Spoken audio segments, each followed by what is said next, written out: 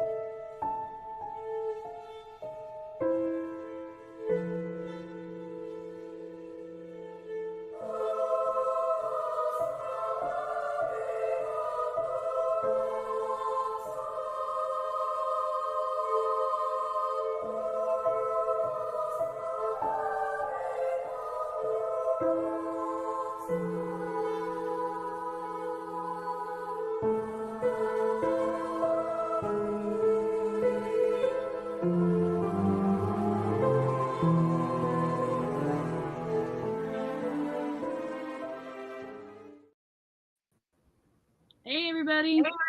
Hello. How's everybody doing? Oh. Good, y'all. Hey, Dee. Hey, Lindsay. Doing good. I have discovered I'm a fast reader. Yes. You don't say. Y'all figured that out real fast. So to enlighten everybody, Miss Emerald is already done with all 3 books. Thank you. Left me and Onyx in the dust. Overachiever. She's overachieving again. However, I'm not overachieving. I got to the end of the first book and it made me mad. Like, it seriously pissed me off. So I had to read the second book. And then when I got to the end of the second book, I'm like, oh no, he didn't. So I had to read the third book. So let's set the pace for you, right? So if you are a fan of fast cars, mysterious, and apparently love triangles, this is a book for you. I think we've likened it so far to Fast and the Furious, Robin Hood, and what was the other one we said? Sons of Anarchy. That's it. Yep. Sons of Anarchy. Yes. It's like all 3 of them combined, rolled into one book. So I wasn't a fan of the book to get off because there's 42 chapters. And by chapter 25 or 26, I'm like, okay, it's not so bad.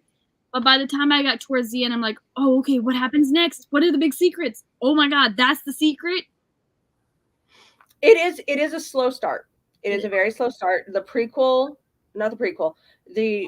prologue is long.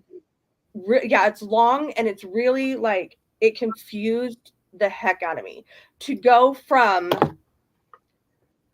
a 20-something-year-old woman driving along back to the town that she spent a year in because she had to, talking about she's going back to him because she loves him and she wants to be with him and, boys of summer. And it's very, very, very, very confusing. And then the first chapter you jump into, she's talking about now she's an 18-year-old girl about to be 19. She just got to the house that she's going to be living in with her estranged father for a year to get an inheritance because that's what he's forcing her to do to get this inheritance. So and it just it was a slow read until about, like you said, 24, 25. Yeah. And then it started getting into the meat and potatoes or the sex. Little bit. So the prologue, this is what it sets you up. So in the prologue, I'm thinking we're reading the prologue, this is how it's going to flow. So in the prologue, it has the main character, her name is Cecilia. She just left her fiance, which we have no idea what happened. she goes to him and tells him that, I'm not the one. My heart belongs to somebody else. And she's telling herself that, do I let him know that I allowed myself to be, what's the word? What's that word? Roughly used. So roughly used and put away wet. Several times over again in the book. So she goes and she explains in the book that she's driving along this long road and she's thinking about everything that happened.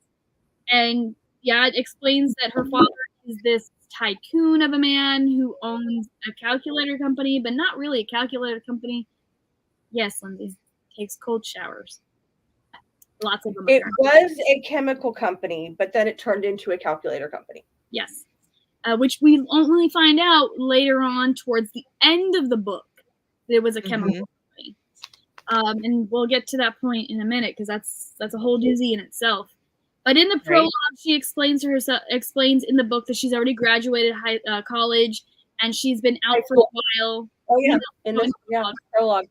So she's already graduated college. She's already got this man that fell head and shoulders over her for her, and she just realized that she turned him into what she once was. Somebody broken, somebody ran over and used.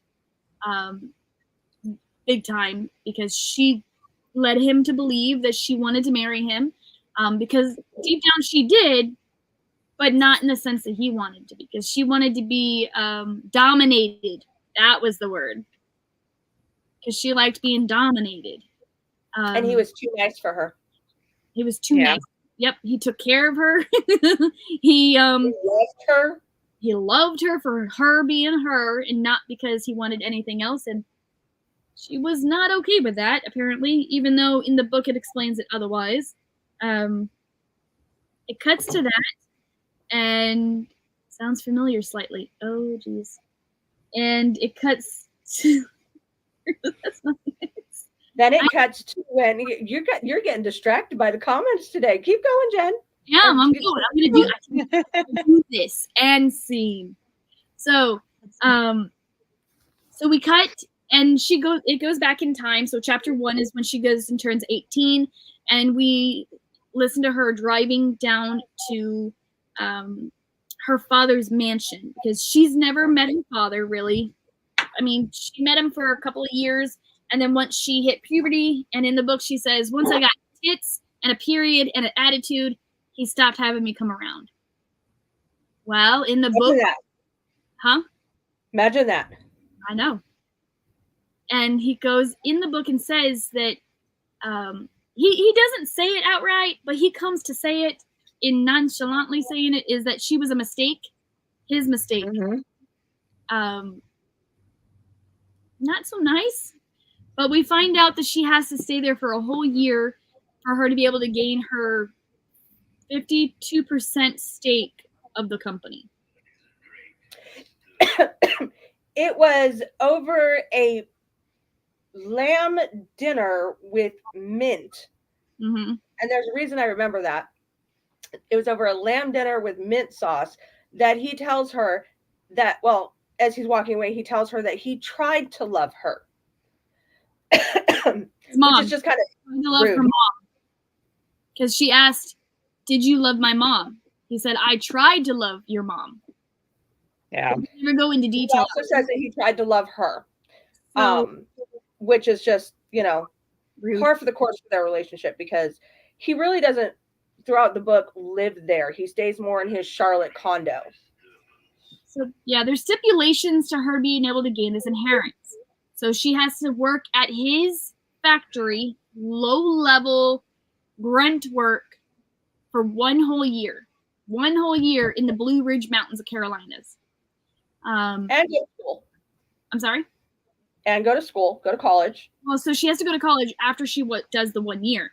So as she do her prerequisites while she's there. That's right, but that's not till the end of the book. So she goes to orientation, And during day 1 of orientation, she is told to stand up and shortly introduce herself. So she does what all people do with a father that owns a company. She stands up and says, "My name is Cecilia Horn. Yes, that one, the one that owns a company. I'm the daughter of the owner of the company. But I'm not going to rat on you, so you guys can have your afternoon delights in any of the closets here. I'm not going to tell on you." So, of course, that makes everybody laugh out loud. And the HR director did not like that very much. But it caught the attention of the guy behind her. His name is Sean. We meet Sean, the first male actor in this series.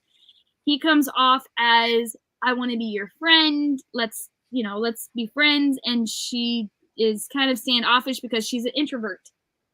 And her best friend told her, yes, afternoon delights. Her best friend told her to make friends while she's out here and try to have more than one ding dong. You don't need a boy. Find yourself a man. That was it. You don't need a boy. Those are going to be men around you. And he stands up and he says, "I am Sean. I am back. I've come back. And I would love some of those afternoon delights in a janitor closet." And so the HR director did not like that very much. So she goes, "I would like for you, everybody, to not make more comments like that, please." And of course, the little kid laughter in the background. And of course, she told Daddy. I'm sorry? She's going to have to tell Daddy. Well, yeah, that's right. She does go home and tells Dad, but I think he already knew about it because he got an email about it. That's what I'm saying. HR has to tell Daddy because because he does not communicate with her. Text message, no phone calls. It's all strictly email and strictly business because that's what she is to him, is a business transaction. Which makes it really sound call girlish. The whole thing. To her car. I imagine that she's the product of Pretty Woman. Something like that. So she's walking to her car and Sean stops her and he invites her over to his house where he shares a house with 2 other guys. And she asks him for his driver's license and takes a picture of it and sends it to her best friend because she says, "If I die tonight, this is who did it." Yep. They get to the party. Now, keeping in mind, she is 18. He is like 25, I think. I'm pretty sure he's like 25. He's 23 or 24. I don't think he was quite yet the 25 yet. Okay. So he's still way older than her. And she gets kind of scared because there's a bunch of, I don't want to say hard-looking people, but there's a bunch of different guys and a bunch of different girls, and she is an introvert. She is a wallflower. So she makes that point, though, that there's more men there than there are women there. She makes that point to point that out. And for those of you that would like to know, an afternoon delight is a daytime sexual encounter. That was a very Webster definition of that. That was amazing. Especially unplanned or spontaneous ones. And for those of you who didn't know, for those of you that didn't explore the world. By who is that by? Oh, it's the Starland Vocal Band. That's it. So, anywho, she has never really partied hard, and that was one of the questions that Sean asked her. Have you partied before? Well, yes, I have. No, have you really partied before? Her wanting to be smooth and fit in because she's trying to make herself a brand new person over here in this new city that she's never been in before. She goes and says, "Yes, I partied." So he hands her over. No, she takes the weed out of his hand. No. You're too far ahead. She grabs a girly beer, which is a cider. Cider, yeah. Those are not girly beers if you've ever had one. They're not. They will knock you on your butt without you knowing. Because they're super sweet. You don't realize that you're getting drunk. And she has 2 of them. After she meets Tyler, who is like another main character. He's a Marine. And then she also meets Layla. She is owned. I'm sorry. She is the property. No, I'm sorry. She's the fiance of one of the people. Correct. And he and Sean leaves her in the middle of the backyard. He invited her to. Yeah, he just up That's and a leaves theme. her after telling her that he doesn't want the wolf to get a sniff of her.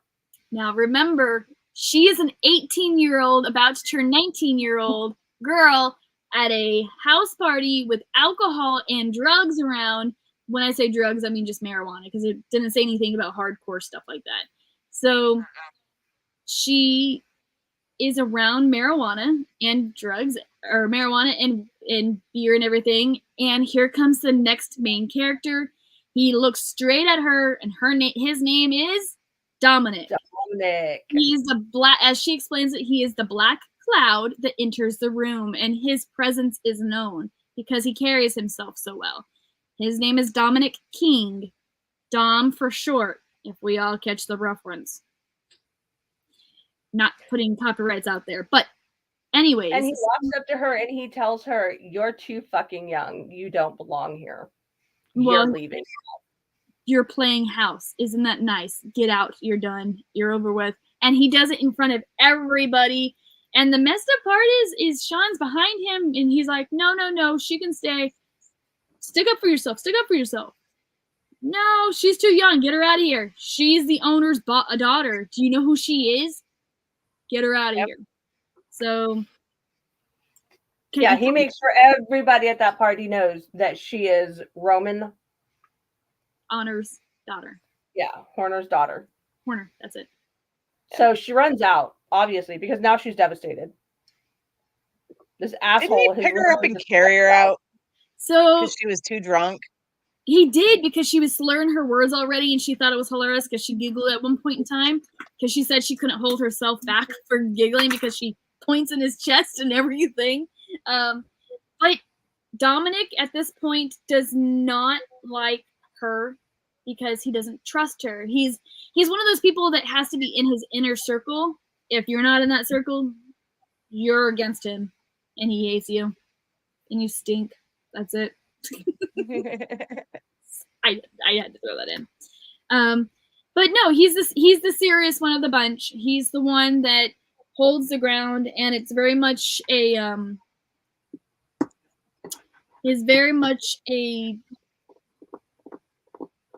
domination. There's a pecking order, and there's a pecking order, and he sits at the very top of it.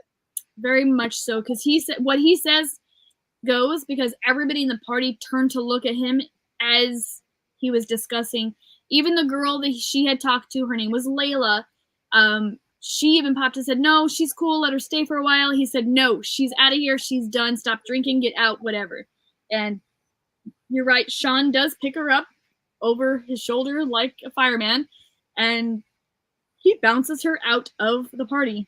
And I think at that point is when Sean drives her home. Yep. Because she's too drunk. And she says she can't go home because her car is still here. He said, "No, I'll take you home and you can have your car later." At that point is when I think she starts to open up a little bit more. So I think, because it kind of gets a blur after that, because the book is really good because there is a lot of story development in there, unlike the last book we just read where their characters are actually explained a little bit on who she is and who each of the characters are. How do I explain it? Well, the next morning, I know that's when she gets into a fight with her dad, because he's mad about what she pulled during the orientation. Yep, because he got a strong. So they had that fight, and he's like, "Where's your car? You came in late last night. Where's your car?" And she's like, "I'm getting it serviced," or something like that. And then he made that snarky comment. "You made your father stay up so late waiting for you to come in." Yeah. And she's like, "Yeah, so whatever. What kind of father are you? Whatever." And when he leaves, she messages Sean and tells him the coast is clear. Do you want to come swimming? Oh, that's it, because she says, "Come join me." Yeah. So she goes swimming, and Sean shows up, and she's flirting with him. He's flirting with her. Things are kind of, heating up. And then you hear another car pull up, and he's like, "And we don't have time for anything. I've got to go." Gets in the other car and takes off. Yeah, leaves her swimming in her own juices. So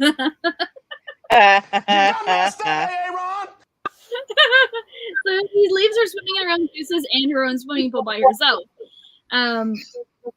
After that, at that point in time in the book is when the mysterious portions start to pop up, where you need to start really paying attention to what's happening in the book. Otherwise, you're going to miss the secrets of everything. And Sean keeps... Oh, that's it. So Sean invites her to the garage after work. And that's that's when she gets to say and meet the friends. Let me see. It's Jeremy and Tyler. They take a hike first. No, they don't take the hike yet. She comes into the hikes after that. Yeah. Hike after that? Okay. Yeah. She comes into the garage, and Tyler and Jeremy are shooting pool. Jeremy really isn't talked very much about in the book. He just is that friend that pops up and is gone. Right. That's it. She's listening to the banter between Sean and Jeremy and everybody. But first, before all that, he knocks on the front door, and who answers the door? Dominic answers the door. Dominic says, "You don't belong here. Go away." And he goes to shut it, and she puts her foot in the door and says, "No, let me just try. I'll be good. I promise I'm not going to embarrass you or nothing." He goes, "You really don't belong here. This is a bad crowd. You're not a bad person. You don't belong here. Go away." And he's smoking a joint in his hand. She grabs it, and she takes a big old puff of it. She hits it hard, because the next thing you know, she's over here choking on it. the weed. She's choking on the weed. I mean, make sure you clarify that. Yes, we do read those kinds of books, so make sure you clarify that. Did that's why I said that. Exactly. So she takes a big hit of it, and she's holding it as she's saying, "No, I can do this. Just let me in." She goes to take another hit of it, and then he goes and says, "Well, if you can be good, yeah, you can try to come." She goes, "Fine, but you need to keep this away from me because I'm already."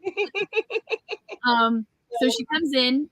Jeremy and Tyler introduce themselves because they haven't really talked yet. Tyler did a little bit at the party, but not that much. Oh no, you nodded. Yep. Mm-hmm. He was the one that talked to her the most at the party, though. Tyler? Yes. Yeah. But that's because Tyler smelled new fish, and he wanted to try and catch it. Easy now, fuzzy little man Peach. He did. But he explains it though. It's because he just got out of deployment for 4 years, and then he's on reserve for another 4 years from the Marines. That's why he's hardly in and out of the book. He's around men all the time. Sometimes he wants to go fishing.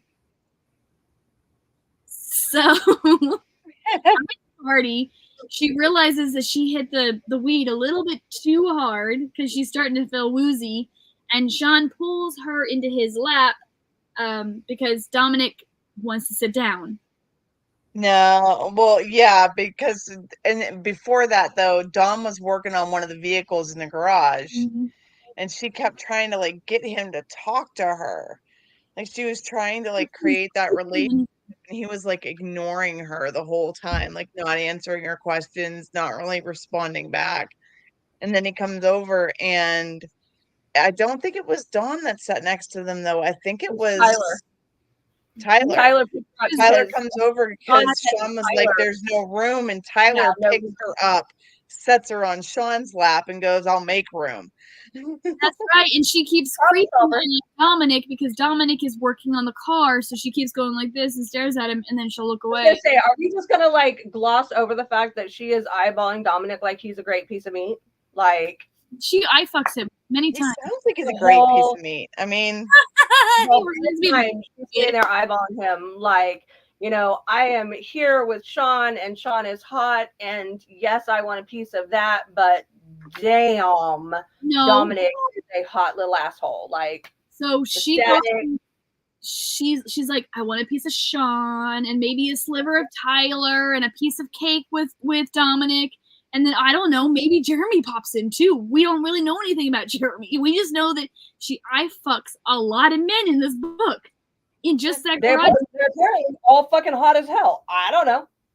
Well, the secret that I found out about Tyler was hilarious because I'm like, now I get the motherfucker joke.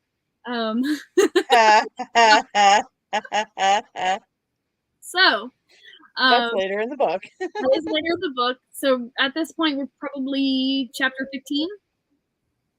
Somebody needs a chastity belt and a shower. You were 100% right.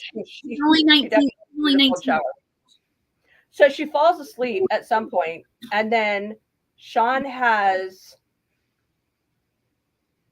Dom drive her home. Yeah. And Dom has an old rebuilt Camaro, which is hot as hell. Like, all of these guys have rebuilt old cars that are like perfectly refinished. Sean has a Nova. He has a Camaro, or Dom has a Camaro. This guy has they all have these amazing old cars that they got from Sean's uncle. So they get into the car, and when they hit the road, Dom hits the gas to scare the crap out of her, and she is high and she is half asleep, and for a second it scares her, and then all of a sudden she is just laughing hysterically. The name of the book is called Flock by Kate Stewart. It is from the Ravenhood series.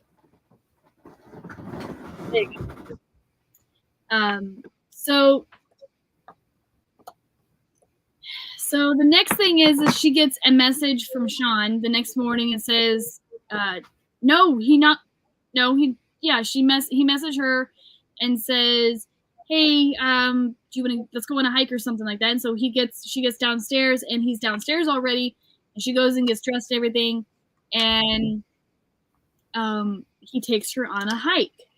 Well, he remembers that it was her birthday, and he takes her to this beautiful waterfall, which the grotto, he just brings her around the backside so she can see the waterfall from behind, and it's romantical, and there's alternative motives. Promise, ladies, there's alternative motives. There's always alternative motives. He lays a blanket out, and he puts some cheese and crackers out, and he's got water out. Mind you, they just trespassed in a state park to do this. And on the way up there, lines. He starts feeding her different bits and pieces of information or his theories on life. He also tells her he doesn't want her to have her cell phone, while him. Nope, that's later. That's later. That's later. He tells her that at the dinner. He tells her that way later in the story. Well, he does. On the walk up there, they start talking about who she is, who he is, getting to know each other. But they also talk about, time and how you're so fascinated by time and how you're so just wrapped up in time. And you need to live in the here and the now, because what happens before, what happens later, it's not now. But we'll talk about that in a minute, because it's time for a commercial break. Rise and shine, my sinners. When Father Evil starts his day, he gets a little deadly. Deadly Grounds coffee has the richest, smoothest flavor you'll find anywhere. It's sinfully delicious. Once you go deadly, you never go back. Order yours at getdeadly.com. Coffee's so good, it's scary.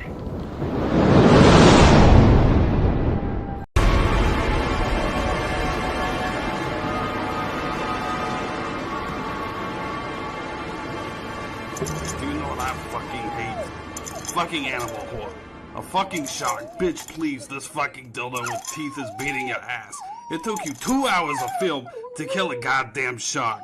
Fucking Steve Irwin could have fucking showed up, took a shot at Jack, would have been like, crikey, you motherfuckers can't do shit. We're just gonna jump in there with a knife, take here, got its guts out, presto, you're dead. It would have been like a scene from 300, Crocodile Hunter, guts wrapped around him, screaming, "This is Discovery Channel!" All right. So as I was saying, he starts telling her about she needs to live in the here and now with him. And he takes the smartwatch that her dad had literally just bought her that day and destroys it. And if any of you guys have smartwatches, they are not cheap. Just so you understand this, they are not cheap at all. He throws it on the ground, and he smashes it, and he picks it up and hands it back to her like nothing ever happened. Because you have to live in the here and now. Son of a man, you owe me a watch. Right? And he also starts talking about quacks. Not that crack. Not about crack. Quacks. Quacks. I got so excited when they started talking about quacks. Right? It was a really good thing. So, I mean, it was talking about social media. And for those of us who are not fans of social media, it kind of like was like, yeah.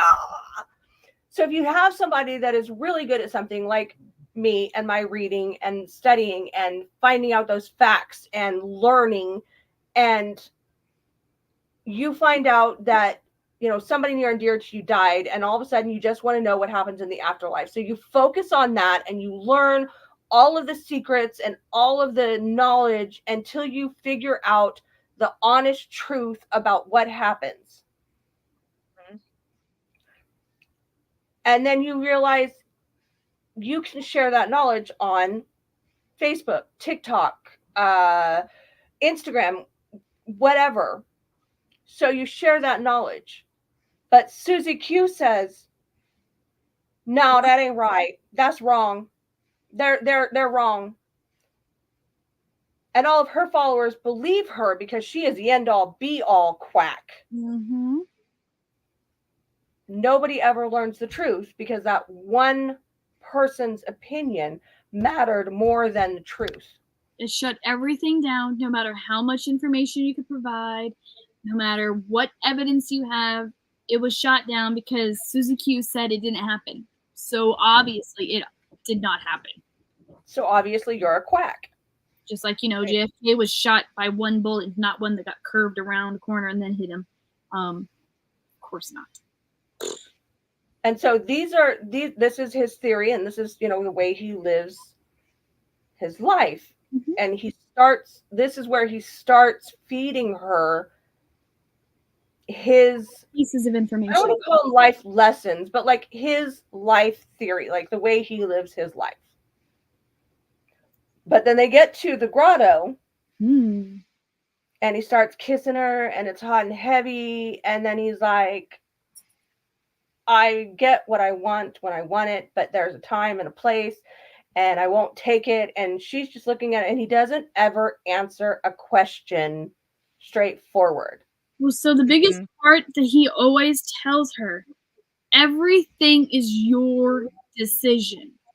Every time he talks to her, it's your decision if it happens or not.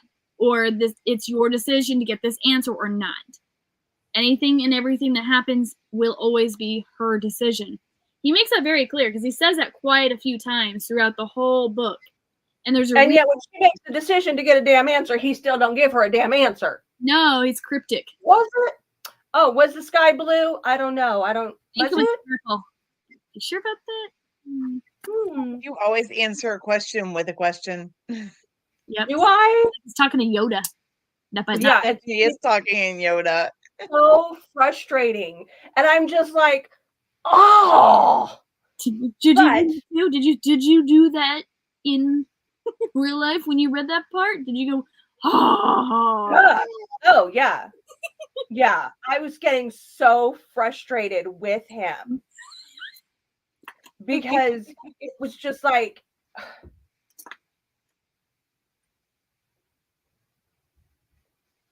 I'm that person that I ask questions because I either already know the answer or I want a straight answer. So for him to talk around it, It really made you mad, didn't it? it made me so mad. But I was like, okay. Onyx. So she's sitting there. He's napping.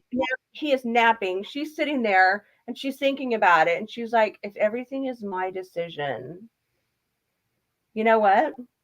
This is gonna happen. I'm gonna be a hoe bag. I'm gonna get what I want. But that part when she calls herself a hoe bag over and over again in her head, I can just see her going hoe bag, and she's hitting her book in her face. Hoe bag, hoe bag, hoe bag. Yeah. Hoe bag, hoe bag. So she leans over him and she kisses him, and then it's on. But it's not. That's just oral copulation. But apparently it's really good oral copulation because she keeps going back for more. I kid you not, Onyx. When Emerald was reading that part of trying to get him to get a straight answer, I could just hear her typing at me and telling me how much she was frustrated with the book. Yeah, that was frustrating for me.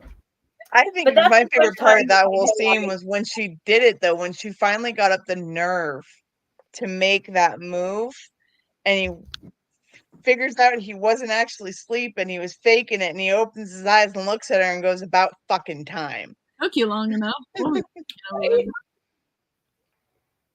But and again, it wasn't about the answers. But it wasn't about him getting pleasure. It was her birthday, so this was supposed to be her birthday gift from him. Mm-hmm. I wouldn't complain. That's not a bad birthday gift.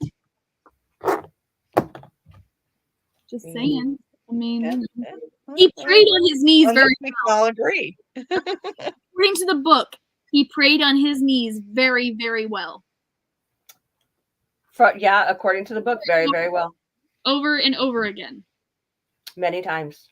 When she tried to join in on the prayer, he said no. Yeah. So they both fall asleep, and she's supposed to meet her father for dinner. The book kind of skips around on things like that, so it really irritated me in that aspect. So I don't know if she made it home for dinner. It doesn't even say anything about that. The next thing you know, she's staying at his house more nights than not, because she had the fight with her dad, who got pissed off because she's coming home too late. So she's staying at his house. And he didn't know the tone of her email. Yeah. And then so she's cooking dinner for Tyler and Sean. Oh yeah, the setup. And then Dawn comes in because Sean went to go get something from the store, and Dawn comes in, and they have another little confrontation. But this confrontation. Wait, we missed a part. That first night that she spends with Sean at his house, she wakes up and she goes to the restroom, and his bedroom, so the way the house is situated. Oh, that's right. Tom's room has its own bathroom.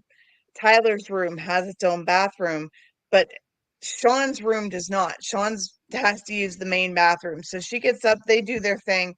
She gets up to go down and go to the bathroom. She's coming out of the bathroom that morning. Dom's bedroom door is standing wide open, and here is Dom asleep, naked as the day he was born, and she just freezes, staring at him laying in the bed. No, and she's eyeballing him for like what feels like forever, and she's making the eye waves down his body and whatnot, sees all his good stuff, and then she comes back up and he's staring at her. But she makes the comment and she says, I am a creeper because I was creeping on him with his door open and he was laying naked. And she thoroughly goes in description that his leg was hanging off the bed and the blanket was only touching one foot and he didn't have nothing else on. And I start from the head and I slowly went down and I fixated on his pee-pee. And I stared at it and stared at it. And then I made my way back up to look at his face and I'm caught. She squeaks a little and she runs back to the bedroom. She shuts the door and jumps in the bed with Sean. And she gives him a guilty, happy ending. Morning Delight? Morning Delight. Morning Delight. I'll take a Morning Delight, right? Not an afternoon. Yeah. But I don't know what time it was anyways. Morning Delight, because she was guilty. She felt guilty for looking at his pee-pee. So it was later on, either that night or the next day, I don't know, it was some other point that she is cooking and Dom comes in. Same day because she calls her best friend and says, "Hey, I don't know what to do. I looked at this other man's pee-pee." And the best friend's like, "Just come out and tell him, I saw your best friend naked. It's all gonna go well." She also told her to like act offended, like Dom needs to keep his damn door shut because it's absolutely offensive for that man to be walking around naked. I don't think she was offended. And the best friend does go and say, it'd be more convincing if you would have told him first thing in the morning instead of now later in the afternoon that he's gone to go get the beer. So Sean goes to go get the beer, and she heard the door open and close, and she thought it was Sean. Here comes strutting his stuff as Dom around the corner, and she bumps right into him. He grabs her by the wrist and grabs her by the other hand, and they're going back and forth, and he takes her hand and puts it on his stuff, and she basically says, "Well, you're getting hard and everything," and he goes and says, or she says, let me go. He goes, "I let you go like 5 minutes ago. You're still touching it." And she eeks and takes her hand off real fast. And who comes around the corner? It's Sean. Sean comes around the corner, and Dominic goes, "Oh, hey, by the way, dude, your girlfriend here, she saw my pee-pee, and she just tried to grope me just now. She had her hand all up on me, and she was trying to hit on me and everything." And she goes, "No, he's a liar. He's a liar. I mean, well, I did see his pee, but, I didn't." And then she storms out the house, and Sean comes to her car and says, "You got to get back in there. You got to fight. Get back on the saddle. You can do this." Just banter back and forth with him. But be careful. But don't be careful, and hit him up with heart. But be careful because he's an ass. But don't be careful because you got to stand your ground. But be careful because he'll hurt you. But I want to see you get him back. So I'm like thinking to myself, when he's saying that, he's going back and forth with her. So he's training her brain to like mold for him and to stand her ground almost. But it was very odd. So she goes back in the house, cooks the steak, and he takes one bite of it and says, "This is disgusting," and he tosses it at the dog. And Sean goes, "You're an ass. You can't do that because the dog can't chew it." So he picks it up and starts putting it into pieces and gives to the dog. We've got a lot more to talk about, and we've only got 15 minutes left. So she runs out of the car, runs out again. He comes back after her. She gets pissed off, comes back in, and they are playing video games. So she grabs her dessert. Now, I was offended by this. Okay, like, this really pissed me off. Guys, this was 100% offensive to me. Why waste a good fucking carrot cake on smashing it on two guys' face? I hated it. It pissed me off. We got to go to a commercial break. We'll talk about it in a minute. Waste of cake. It did. It made me mad. It was a waste. Are we going to commercial? Yeah. We're not? Anyway, I'll talk about it now. Maybe. Why waste my cake?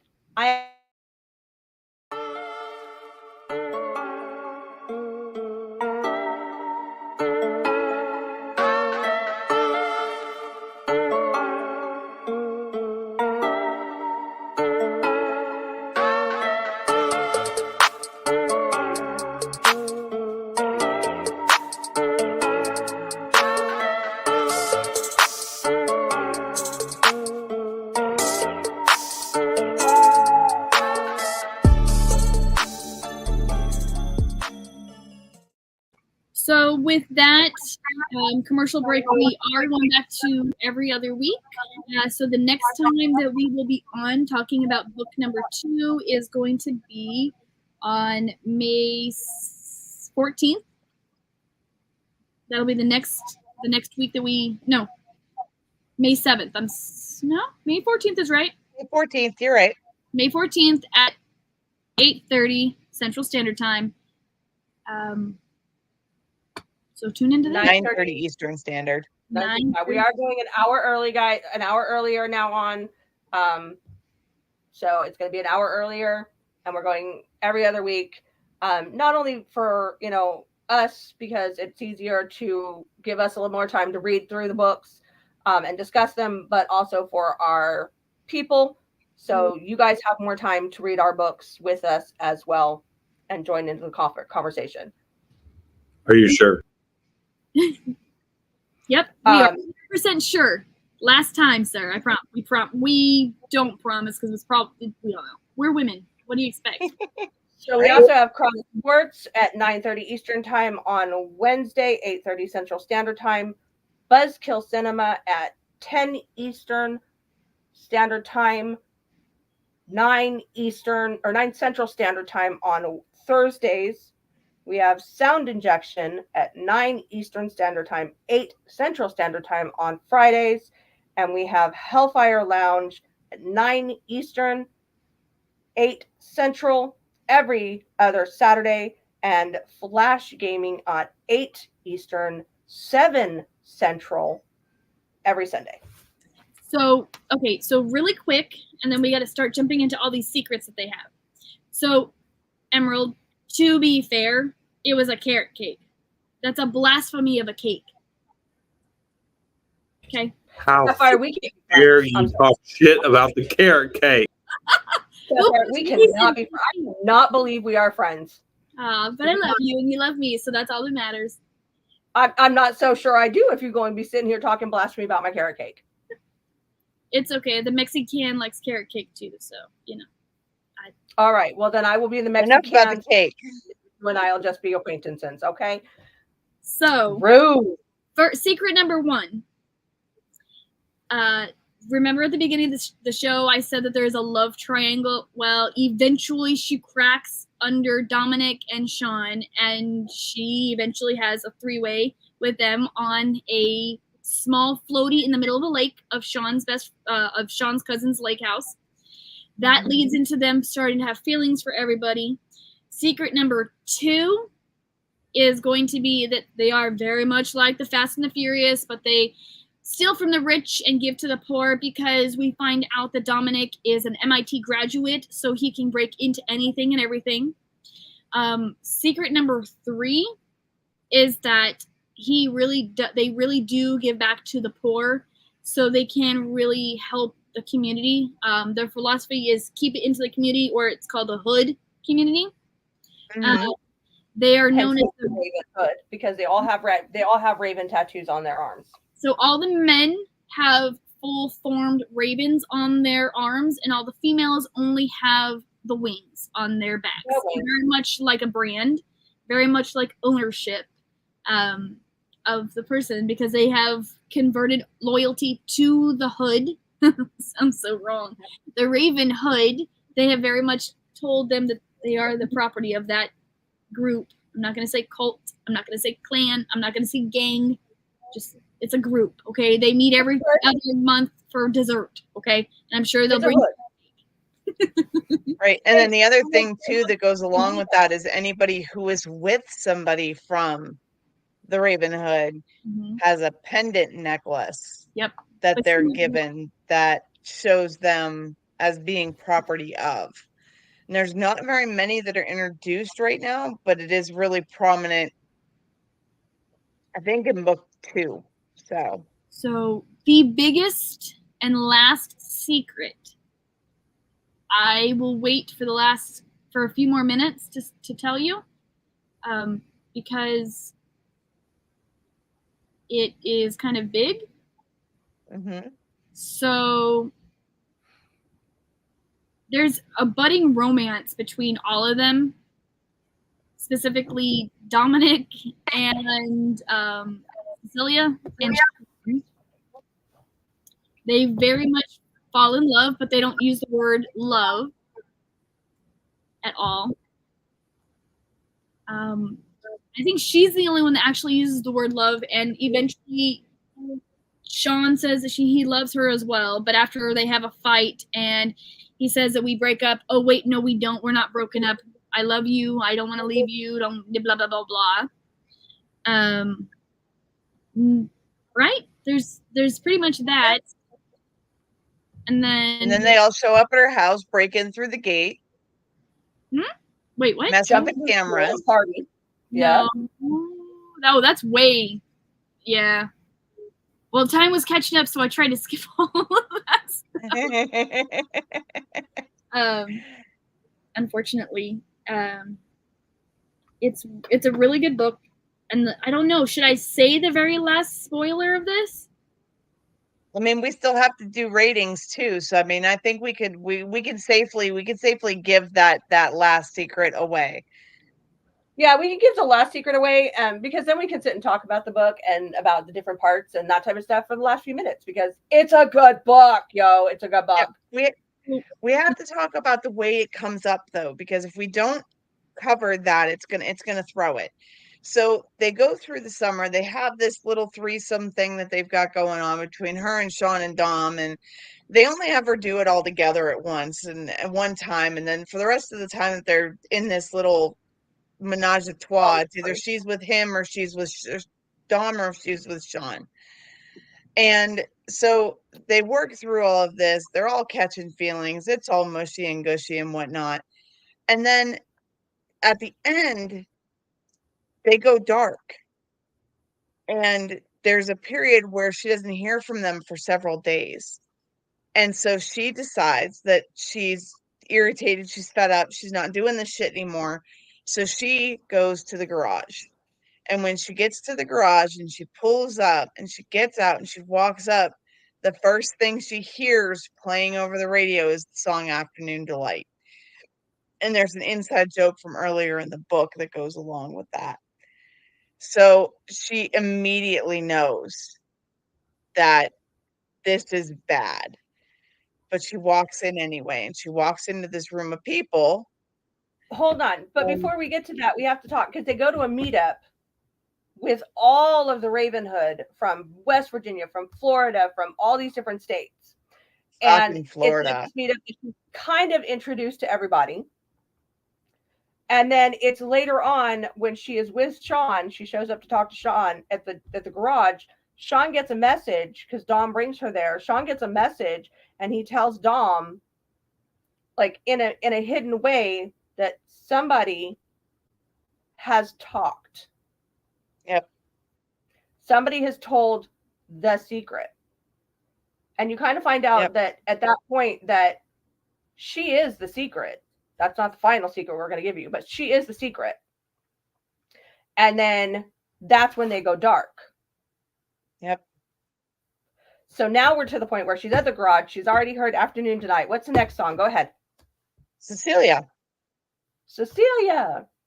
Yeah, by Simon and Garfunkel. Which is a very standing there, and she's like amongst all these people that she thought were her friends and that she had made these connections with, and they're just completely fucking ignoring her. They're acting like she didn't even walk into the room. Dom's got a shit-eating smile on his face, but Sean is over in the corner with Tyler, and she can tell on Sean's face that he is not okay with what's happening. And then she goes to leave, and as she's leaving, she hears Sean and Dom get into a fight, but she leaves anyway. Because she was completely humiliated in front of all of these people. Yeah. So she goes home, and after a couple of days, she gets, like she's learning different things. Like they take her to this field, and she figures out that they were taking her this way to this field when literally all she had to do was walk right through the forest of her line to get to it. So then she decides, I'm going to play this song over and over and over again on my loudspeaker that I just bought out to that field. Wait, we missed a big piece. She goes home to Georgia.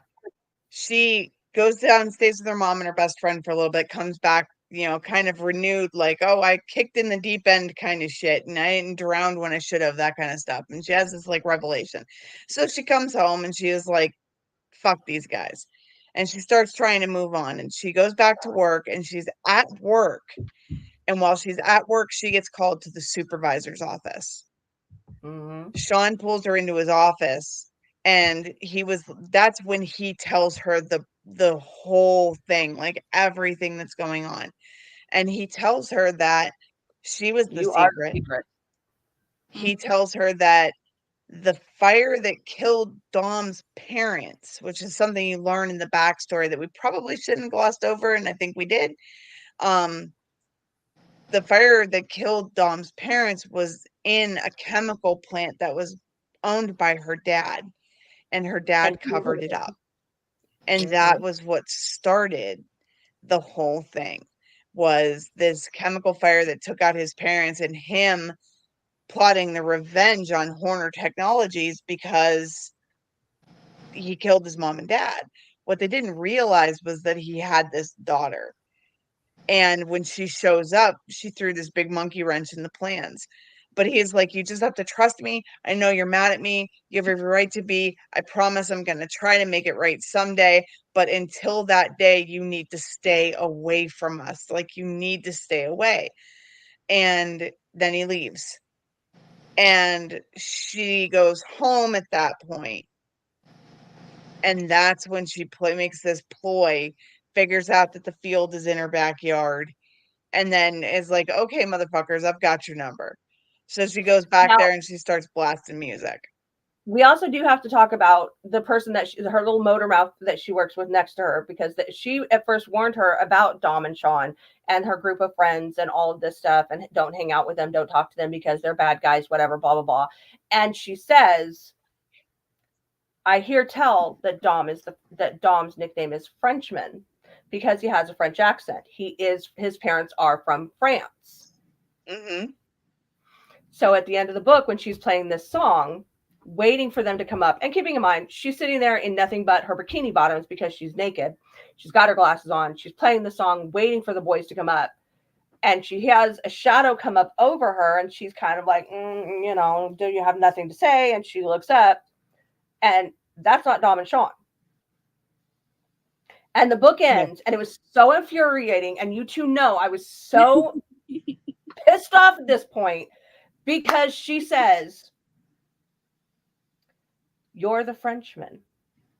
And the book ends.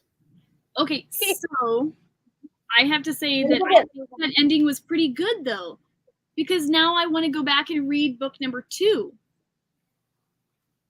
It was infuriating. Absolutely infuriating. Well, yeah. I hate cliffhangers. So, of course, I instantly started reading book 2. And we all know this because I, read all 3 books already. Yeah. I mean, well, I'm not even that. We discussed how much I hate cliffhangers, and I told you guys that the book ending absolutely sucked, and now I have to read book 2. So, but yeah, so you find out that Dom is not the Frenchman. But we don't know who the Frenchman is. That's the thing, though, is he's just a mysterious person that now just showed up in the book. So I want to know who he is. I haven't read any of the book 2 yet. I'm going to start reading book 2 tomorrow night because Miss Emerald has finished it. So, ladies, how many gems do we give it, Miss Emerald? I give it 3. It kept me intrigued. I mean, yes, the first part of it was slow, but it kept me intrigued. It kept me furious. It kept me on my toes throughout the whole part of the book. And so I got to give it a 3 because it was worth it. It was worth it. Okay, Miss Onyx? I got to give it a 3 too. Oh. I like the storyline. This is one of the first ones that we've read on on our podcast where I really felt like the sex scenes and the plot of the book were very, very well balanced. It had a really, really good storyline and plenty of the stuff that we like to read about. So I give it a 3. Yep. Okay, so I'm going to go ahead and give it a 3 also, only because the beginning, I understand that they have to build character up and they have to get you to understand who everybody is. And Emerald's right. This is not the genre that I usually read, but I'm starting to get interested in it. So I would say I'm going to give it a 3 also, because I really want to go and see what happens in the next book. The next So book Flock is is officially our Exodus. first 3 out of 3. Ding, Yeah. ding, ding, ding, we have a winner. We Right? do. The next book is called Exodus by Kate Stewart. That is going to be in 2 weeks. I cannot wait to discuss it with you ladies. So we have a winning book for the first time in our podcast history. For those of you that are brand new to this channel, if you've never seen us before and you liked what you saw, give us a thumbs up. Go ahead and subscribe as well. Leave us a comment of what next book you want us to read, or if you have an idea of how you felt about the book. We always try to circle back to our comments and kind of comment back after them. You can find us on most of the big platforms. You can go ahead and drop us a line underneath Paranormal Gems on Facebook. You can also follow us a bunch of other places as well. Let us know what books you think we should read next. If you guys have any insights, let us know. Okay? Like, follow, share, comment, come back for more Exodus by Kate Stewart next week. Earlier bat time, earlier bat channel. All right. Bye, guys. Bye. Bye.